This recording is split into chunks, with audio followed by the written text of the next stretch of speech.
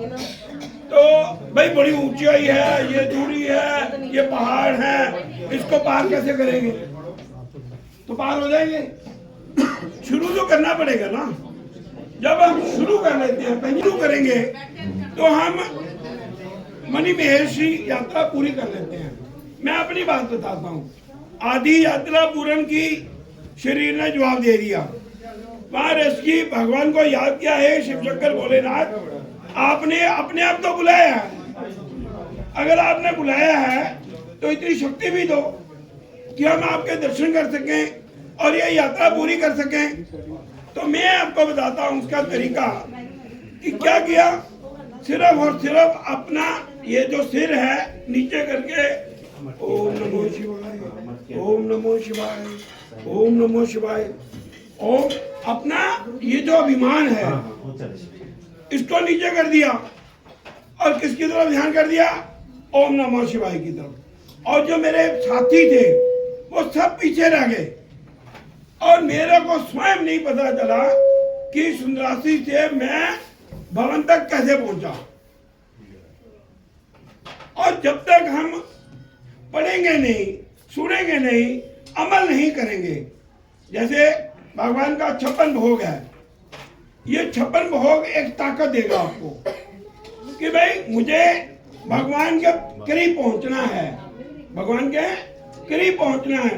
तो करीब पहुंचने के लिए ये जो यहाँ पर मंदिर बना है, जो आपके घरों में मंदिर बना है, ये जो अयोध्या में राम मंदिर बना है, या कोई भी स्थान जिसको आप मानते हो, गुरुद्वारा साहब चले जाओ, कम से कम क्या करते हो? दंडवत प्रणाम करना। आजकल प्रणाम करना हम भूल गए, इसलिए अभिमान हमारे सिर में रहता है। और भगवान कृष्ण ने भगवद गीता में बहुत स्पष्ट किया है, ये भक्ति, ये कुछ भी, सब कुछ कर लो, लेकिन इस कलयुग में भक्ति काम नहीं आती, वो मन नहीं लगता है। इसमें 11वां बिंदु लिखा हमने, मन और बुद्धि को प्रभु को समर्पण कर दो, तो जाकर के आप प्रभु को प्राप्त कर सकते हो, मनुष्य जीवन को साकार कर सकते हो। केवल और केवल कर्म। भगवान कृष्ण ने कहा क्या करो?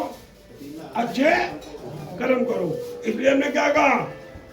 प्रतिदिन, बोलिए, प्रतिदिन कम से कम 1 रुपया समाज हित के लिए, प्रतिदिन कम से कम 1 घंटा। तो इसलिए श्री राम जय राम,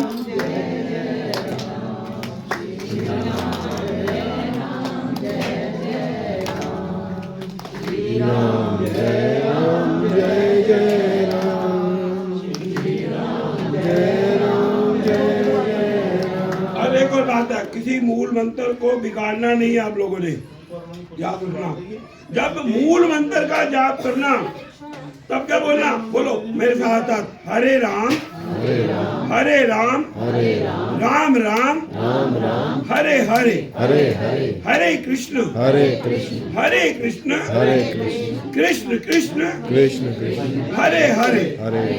इसको कृष्णा नहीं बोलना, रामा नहीं बोलना, बोलो हरे राम राम राम हरे कृष्ण। जब आपने कोई गीत बोलना है, डांस करना है, जो मर्जी बोलते रहो, लेकिन जब जाप करना है तो इसका मूल मंत्र कहीं पर भी आप देख लेंगे तो क्या लिखा है? हरे राम हरे कृष्ण कृष्ण कृष्ण। अभी श्रीमान वरिंदर जी, मैंने इनको कोई समय सीमा नहीं दिया, ये अपने आप समझदार है, कितना समय लेना है कितना नहीं लेना, क्योंकि बहनों को अपने भजन के जीवन में सुनना है। तो अपने आप इनकी वाणी सुनिए और परिवार प्रबोधन क्या चाहता है। हम एक दिन में, 1 घंटे में, 1 जन्म में भगवान को प्राप्त नहीं कर सकते हैं, सैकड़ों जन्म लगेंगे हमारे। इसलिए आज से शुरू करो और पहले अपने आप को पहचानना, अपने परिवार को पहचानना, तब जाकर के आगे बढ़ेंगे। बहुत बहुत धन्यवाद माननीय विजयनाथ जी। आज के कार्यक्रम के मुख्य अध्यक्ष श्री सुभाष जी, सरदार बलविंदर सिंह जी, अतुल मल्होत्रा जी और हमारे सभी आदरणीय साथी, मेरी माताएं बहनें, आज का जो 56 भोग का कार्यक्रम है, ये 56 भोग कार्यक्रम का उद्देश्य सिर्फ भगवान श्री कृष्ण को प्रसन्न करके भजन कीर्तन करके घर में जाना नहीं है। ये 56 भोग का जो कार्यक्रम है ये किसी खास उद्देश्य के लिए हम कर रहे हैं।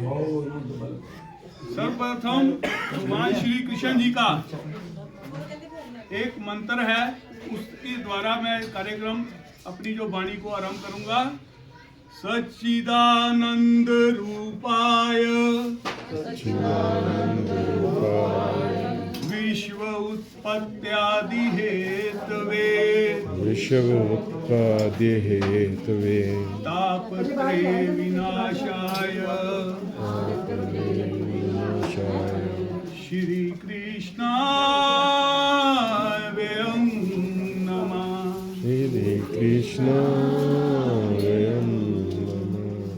हम जगत के सच्चिदानंद स्वरूप भगवान श्री कृष्ण को नमस्कार करते हैं, जो इस संसार की उत्पत्ति, स्थिति और विनाश हेतु तथा आध्यात्मिक, अधिदैविक, अधिभौतिक तापों का, तीनों प्रकार के तापों का नाश करने वाले हैं। भगवान श्री कृष्ण के माता पिता कहने को कौन कौन जाकर देख के दूसरी थाली पकड़ के लाएंगे। माता देवकी और पिता श्री वासुदेव। लेकिन उनका पालन पोषण कहाँ पर हुआ? यशोदा मैया और नंद बाबा के घर पर। कहते हैं कि भगवान के घर में देर है पर अंधेर नहीं। भगवान श्री कृष्ण ऐसे ही नहीं माता यशोदा और नंद बाबा के घर पे आ गए थे। अगर पूर्व जन्म की बात करो तो माता यशोदा जो है उनका नाम धरा था और उनके पति जो नंद बाबा हैं उनका नाम द्रोण था। इन्होंने अपने जीवन में, पूर्व जन्म की बात कर रहा हूँ, भगवान श्री कृष्ण को बहुत ध्याया, बहुत भजन किया उनके लिए व्रत रखे, तप जप किए, क्योंकि नारद मुनि जी ने बोला था कि इनके जीवन में संतान का सुख नहीं है।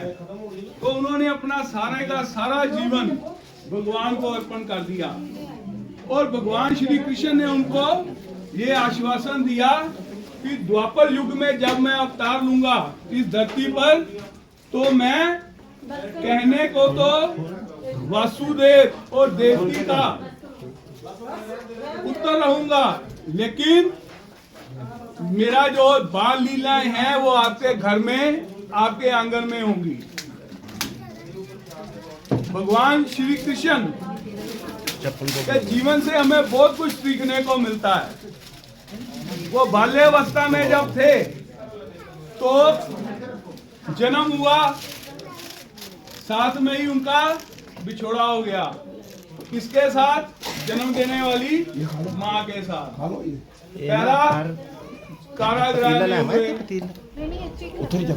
और जैसे नंद बाबा की तरफ लेके जा रहे हैं वासुदेव जी, रास्ते में जमुना जी भी है, वो पूरे उफान पे आ गई, क्योंकि वो भगवान श्री कृष्ण की परम भगत थी। उन्होंने रास्ते को थोड़ा सा अवरुद्ध कर दिया, लेकिन भगवान के जो जन्म नंद बाबा के जहाँ जाके ही शांत में नहीं हो गया। जो कंस मामा थे उन्होंने भगवान श्री कृष्ण को नष्ट करने के लिए कई तरह के प्रपंच रचाए। कई राक्षसनियां उनके लिए खत्म करने को, उनके ऊपर हमला करने के लिए भेजी। ऐसी एक राक्षसनी जिसका नाम था पूतना। पूतना का अगर संस्कृत में हम अर्थ निकालते हैं, उसको आप समझोगे तो पूतना का मतलब क्या है? पूत ना, जो पूतों को रहने ना दे, उसको बोलते हैं पूतना। पूतना ने एक सबसे बड़ी गलती की जो समाज में हम सभी करते हैं। वो भगवान श्री कृष्ण के साथ छल करके गई। उसने क्या किया? मुखौटा पहन लिया गोपियों वाला। डॉक्टर के पास हम जाएं अपना इलाज कराने के लिए अपनी बीमारी बताए ना, जो हमें कष्ट है वो कुछ भी छुपा के रख लें, डॉक्टर साहब हमें कुछ नहीं हुआ, क्या डॉक्टर हमारा इलाज कर सकता है? भगवान कहते हैं कि मेरे पास अगर आना है जैसे हो वैसे बन के आओ, मुखोटा लगाकर आने की जरूरत नहीं है। भगवान राम का जो धनुष बाण है हम देखते हैं, धनुष का आकार आपने देखा होगा कैसा होता है, ऐसे करके बना होता, सीधा होता है या टेढ़ा? धनुष कैसा होता है? टेढ़ा।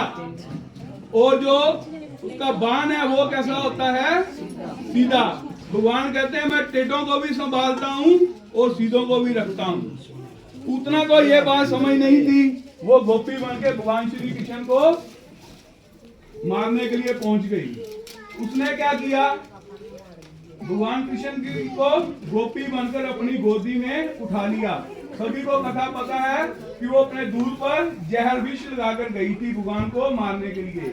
भगवान जैसे ही उसकी गोदी में आए, भगवान उसकी गोद में भी बैठ गए, उसको छू भी लिया, लेकिन भगवान ने एक सबसे बड़ा काम किया। भगवान ने क्या किया? अपनी आंखें बंद कर ली। उन्होंने अपनी कृपा दृष्टि पूतना के ऊपर नहीं डाली। भगवान की कृपा दृष्टि, जैसे अभी स्वामी जी भी कह के गए कि मैं किसकी ओर देखता हूँ, ये ज्यादा इंपॉर्टेंट है कि मेरी तरफ कौन देख रहा है, ये इतना महत्वपूर्ण नहीं है। अगर भगवान की कृपा दृष्टि पानी है तो सबसे पहले हमें क्या करना होगा? ये जो हमारा शरीर है, हम मक्खन लेकर आए हैं, शरीर क्या है? एक मटका है। अगर नहीं यकीन, शमशान भूमि में जब इंसान पहुंच जाता है, भगवान के द्वार पे हरिद्वार लेके जाते हैं, तो 2.5-3 किलो की राख जो बची जाती है किसमें जाती है? पोटली या मटके में। हमारा जो शरीर है ये मटका है, और हृदय हमारा क्या है? उसके बीच में मक्खन। अगर 9 लाख गायें नंद बाबा के पास होने के बावजूद भगवान श्री कृष्ण मक्खन चुराने जाया करते थे ना, और मक्खन क्या है? हमारा हृदय है। अगर हम अपने शरीर को निर्मल पावन, खाली शरीर को नहीं, शरीर के भीतर जो हमारा हृदय है उसको निर्मल और पावन बनाकर रखेंगे, तो भगवान श्री कृष्ण, वो चाहे द्वापर था, अब चाहे कलयुग है, यकीनन अगर आपके मन में आस्था है, श्रद्धा है, वो आपका हृदय रूपी माखन को चुराने के लिए अवश्य आएंगे। बोल वृंदावन बिहारी लाल की जय। कहते हैं 56 भोग जो है, अगर सही महीने में लगाना है, ये मिठाई ले आए, फल ले आए, मक्खन मिश्री ले आए, और जिसका जो बन पड़ा वो सब लेके आए, लेकिन क्या इससे हमारा उद्देश्य पूरा हो जाएगा? 56 भोग के लिए क्या करना पड़ेगा? काम, क्रोध, मोह, लोभ, अहंकार, ये 5 है। 56 के 5 जो भाग हैं, एक तरफ 5 आता है, दूसरी तरफ क्या आता है? 6। 5 से हमें बच के रहना है। किस किस से बच के रहना है? काम से, क्रोध से, मोह से, लोभ से, अहंकार से। कहने वाले कहते हैं रावण जो था बहुत तपी था, बहुत मर्यादा में रहने वाला था, कि उसने सीता माता को अपने वहां पर रखा, लेकिन सीता माता का कोई हित नहीं कर पाया। उसको बहुत साधु बनाकर पेश किया जा रहा है कि दुनिया में इतिहास ये बताया जाता है बहुत कैरेक्टरफुल इंसान था। ऐसा बिल्कुल नहीं था। ये हमारे इतिहास के साथ छेड़खानी की गई है। शूर्पणखा ने जाकर रावण को जब बताया था कि विश्व में ऐसी सुंदर स्त्री मैंने नहीं देखी, मैं चाहती हूँ कि वो मेरी भाभी बने। उसने ये नहीं बोला कि मैं अपनी बहन का बदला ना काट दिया, वो बदला लेने जा रहा हूँ। वो क्यों गया था? प्रातः स्मरणीय उसके बाद विश्व की सबसे सुंदर मंदोदरी उसकी धर्मपत्नी थी, उसके भीतर काम जागा था, इसलिए वो माता सीता को हरने के लिए गया। ये हमारा शत्रु है। क्रोध, दुर्योधन में क्रोध इतना ज्यादा था, द्रौपदी ने जब अंधे का पुत्र अंधा कहने के बाद उससे माफी मांग ली, वो अपने क्रोध में इतना चूर हो गया कि उसने माता द्रौपदी को माफी नहीं दी। वो क्रोध की अग्नि में जलता रहा और इतना बड़ा महाभारत हो गया। मोह, धृतराष्ट्र को मोह था, अपने पुत्र की बुराई उसमें कोई दिखाई नहीं देती थी। वो बड़े जो पंडाल था उसमें द्रौपदी की इज्जत को दांव पे लगा रहा था, चीरहरण कर रहा था, लेकिन उसने आंख से तो उसको दिखाई नहीं दे रहा था, मन पे भी उसने पट्टी डाली थी, वो शांत रहा। लोग आज समाज में देख सकते हैं, भाई भाई की जायदाद के लिए लोभी हो रहा है, बहनें भाइयों की जायदाद पे आंख रख के बैठी हैं, और हमारे संसार में, हमारे परिवारों में, आपस में रिश्तों में कड़वाहट आ रही है। अहंकार के बारे में अभी बताया, किसी के पास ज्ञान ज्यादा आ गया वो भी अहंकारी हो जाता है। 4 विकार जो मैंने बताए हैं ये चारों पशुओं में भी पाए जाते हैं, पक्षियों में भी पाए जाते हैं, लेकिन जो अहंकार है, ये वाला जो विकार है, हम मनुष्यों ने अपना खुद डेवलप किया हुआ है। सबसे बड़ा अगर कोई शत्रु आज के युग में है, वो छोटा सा नाम है, वो है मैं। ये 56 भोग के 5 के बारे में मैंने बता दिया कि हमने 5 से अपना बचाव करना है। और 56 के दूसरी तरफ 5 के साथ क्या लगता है? 6। वो 6 को हमने बच के नहीं रहना, 6 का हमने बचाव करना है। वो 6 बिंदु कौन से हैं? सबसे पहला हमारा बिंदु है हमारा घर में क्या हम भजन करते हैं। आज अजय नाथ जी ने अपने घर में परिवार सहित सभी को निमंत्रित किया, अच्छे अच्छे प्रवचन हुए, हरि नाम संकीर्तन का आनंद हमने लिया। ऐसे अपने परिवारों में बच्चों के साथ आस पड़ोस को बुलाकर अपने परिवार में भगवान जिसको भी आप मानते हो, राम जी को मानते हो, भोलेनाथ जी को मानते हो, माता रानी को मानते हो, अपनी जीवा को हफ्ते में, सप्ताह में एक बार अवश्य पूजन किया करो। हमारे दूसरा जो भाव आता है वो है हमारे घर का क्या भोजन। हम जो भोजन कर रहे हैं, क्या भोजन करते समय हमारे घर में वातावरण भोजन के लायक है? आजकल घरों में चले जाओ, बच्चे, माताएं टीवी देखकर भोजन तैयार कर रही हैं, मोबाइल हाथ में पकड़ा हुआ है, साथ में सीरियल चल रहे हैं। प्रसाद किसको कहते हैं? जिसमें भगवान को याद सिमरन करके जो माहौल बनता है, वो रस उसमें आ जाता है, वो प्रसाद बनता है। अगर हम मोबाइल देख रहे हैं, लड़ाई झगड़े देख रहे हैं, तो भोजन में भी वैसा ही रस उत्पन्न होगा। वो भोजन फिर प्रसाद नहीं होगा, वो हमारे लिए विष बन जाएगा। फिर कहते हैं ना, जैसा खाओगे अन्न वैसा बनेगा मन। तो हमारा भोजन जो है एकांत होकर, शांत होकर, सात्विक तरीके से बनाना, सात्विक तरीके से खाना। घर में मेहमान आ जाते हैं, आजकल एक ट्रेंड चल पड़ा, डोंगा सिस्टम बन गया,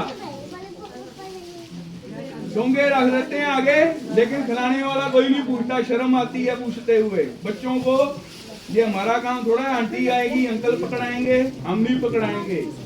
घरों में मेहमान जो आया है, बड़े प्यार के साथ उसके आगे भोजन जो आप रखते हैं उसको परोसना है। ये नहीं एक बार दे दिया तो ये तो पंगा पड़ गया, रोटी हमने 2 बनानी थी, अब 4 बनानी पड़ेगी। ना जाने किस बेस में नारायण मिल जाए।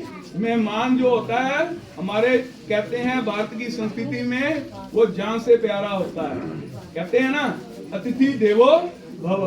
अतिथि का सत्कार हमने कर लिया तो हमारे जीवन में हमारे जो पुराने संस्कार हैं वो हमारे बच्चे भी सीखेंगे, क्योंकि जो हम करेंगे वही हमारे बच्चे आगे चलकर वैसा ही वो करेंगे।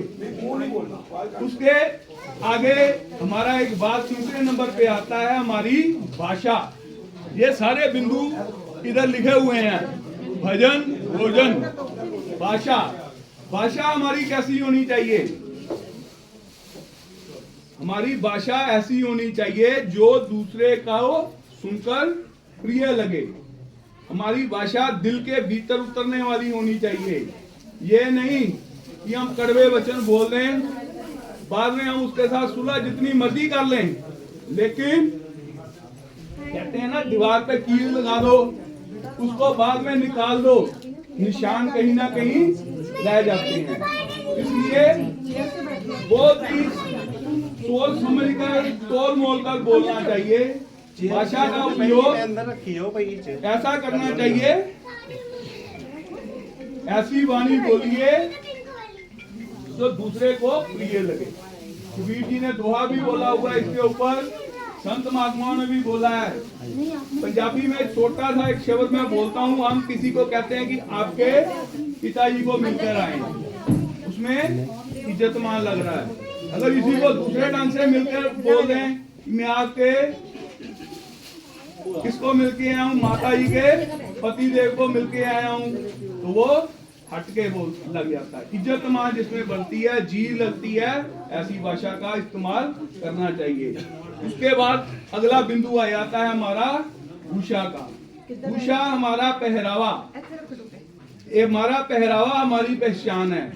आपको जानकर आश्चर्य होगा, जो वेस्टर्न कंट्री है वो हमारी साड़ी को, हमारे पहरावे को, हमारी पगड़ी को, कुर्ते पजामे को वो अडॉप्ट कर रहे हैं। और हमारे बच्चों को लग रहा है कि नहीं, हम जो बैकवर्ड हैं ये पहनेंगे तो हमें बोलेंगे इनको ड्रेस की सेंस नहीं है। अगर हम अपनी भूषा को खुद ही नहीं अपनाएंगे तो दूसरे जो हमारी भूषा को अपना रहे हैं वो क्या है, हमारे से ये संदेश लेके जाएंगे। इसलिए अपने पहरावे को ऐसा पहनिए कि घर में कोई बड़ा बुजुर्ग आ गया, आपका पहरावा इतना योग नहीं होना चाहिए। उसके बाद अगला बिंदु है भवन। भवन जो है हमारा जो घर है, क्या वो हमारी सनातन जो हमारी पुरानी सभ्यता थी, हमारे घर में कौन से पेड़ होते थे? तुलसी माता का पौधा, घर के आसपास पीपल का पौधा, जहाँ पर माताएं बहनें शाम को दीपक जलाने जाती थी। वो कहते हैं ना शाम को भी उसमें ऑक्सीजन निकलती है। ऑक्सीजन ऐसे ही नहीं निकल जाती थी, साइंस कहती है उसके आगे जब हम कोई ज्योति जलाते हैं जो उसका धुआं निकलता है उसमें जो वाष्पीकरण होता है उसके साथ ऑक्सीजन होती है। उसके पास आधा पौना घंटा बैठकर परिक्रमा करते हैं, हमारे लंग्स में ऑक्सीजन बढ़ती है। आजकल घरों में हर तीसरे चौथे घर के आसपास आपको एक मरीज मिलेगा जिसको नाम दे दिया कि इसको डिप्रेशन है। डिप्रेशन कोई बीमारी नहीं है, ये एक बिजनेस बन गया डॉक्टरों का। पहले संयुक्त परिवार होते थे, घरों में कष्ट तकलीफ आती थी, लेकिन घर के बड़े बुजुर्ग उसमें को पार लगा देते थे। अब परिवार छोटे हो गए, बच्चों को समझ नहीं है, वो उस चीज को नेट के ऊपर सर्च करते हैं इसका क्या हल होगा। अगर सिर दर्द हो गया, पेट दर्द हो गया, और सर्च करते हैं गूगल बाबा जी की जय कहाँ पर होती है, खीर में, सारी बीमारी को खीर में, बड़ी बीमारी कैंसर के साथ जोड़ देते हैं। वो आदमी उसी को पढ़ पढ़ के डरता रहता है यही ना हो जाए, कहीं ये ना हो जाए।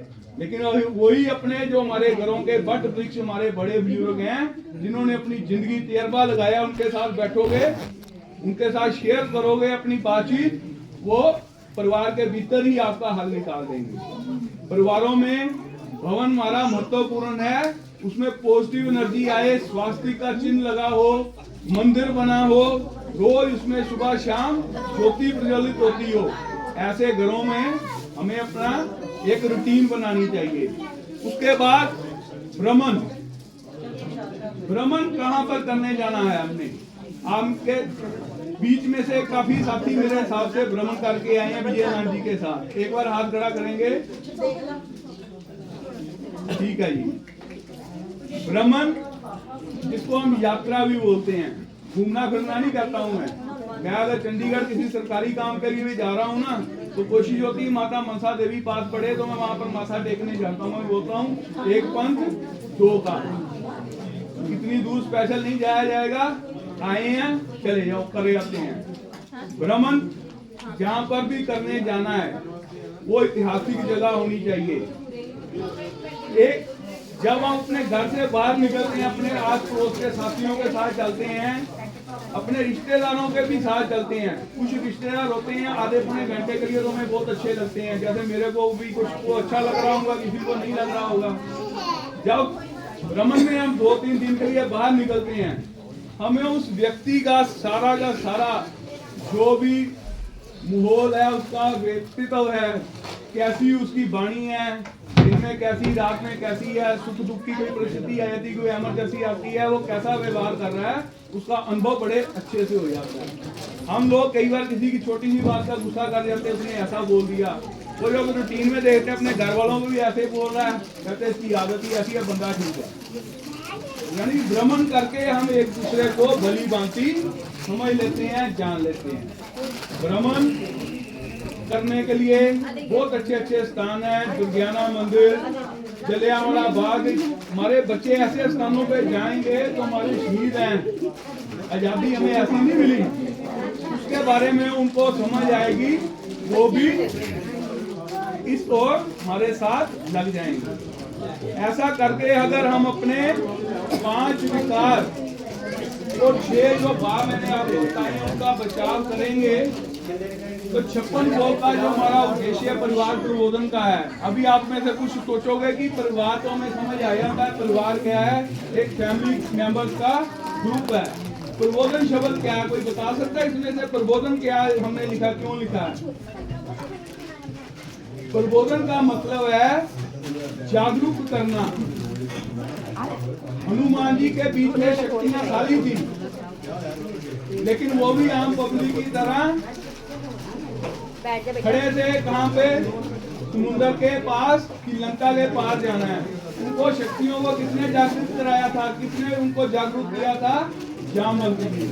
जामवंती ने याद कराया, आप वही हो जिन्होंने अपने बचपन में सूर्य को मधु समय के मुंह में डाल दिया था।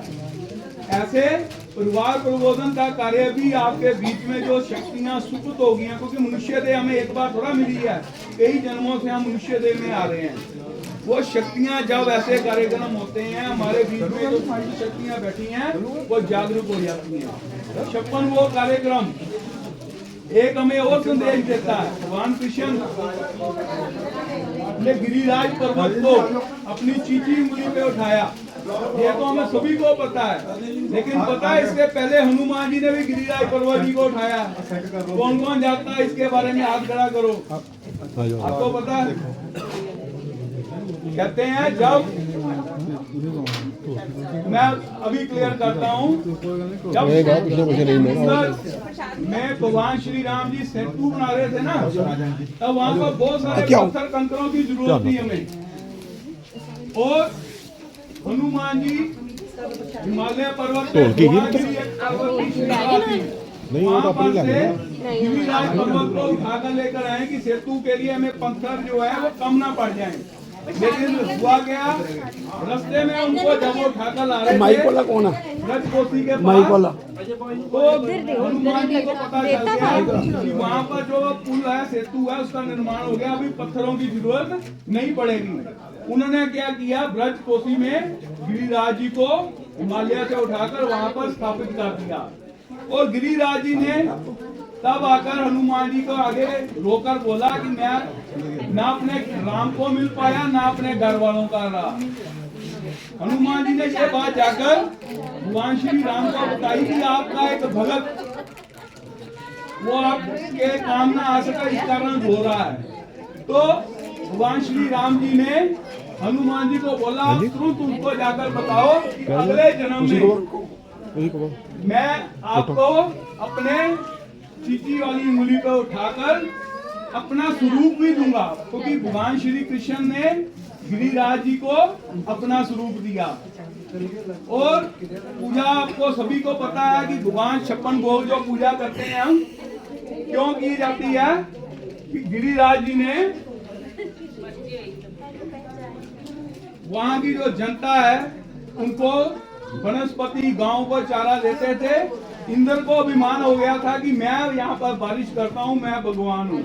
भगवान कृष्ण ने बोला ये तो उसका कर्म है, वो भगवान कैसे हो सकते हैं? जो कर्म करते हैं वो उसका कर्म करना उसका कार्य है, वो भगवान कैसे बन गए? जो हट के अपने कर्म से हमें कुछ दे रहे हैं वो भगवान है। इसलिए हमें गिरिराज की पूजा करनी चाहिए। भगवान श्री कृष्ण ने जब सभी ब्रजवासियों को मना लिया तो इंद्र देवता को क्रोध आ गया कि इसने मेरी पूजा करने से सभी को मना कैसे किया। उसने वहां पर घनघोर बारिश करनी शुरू कर दी।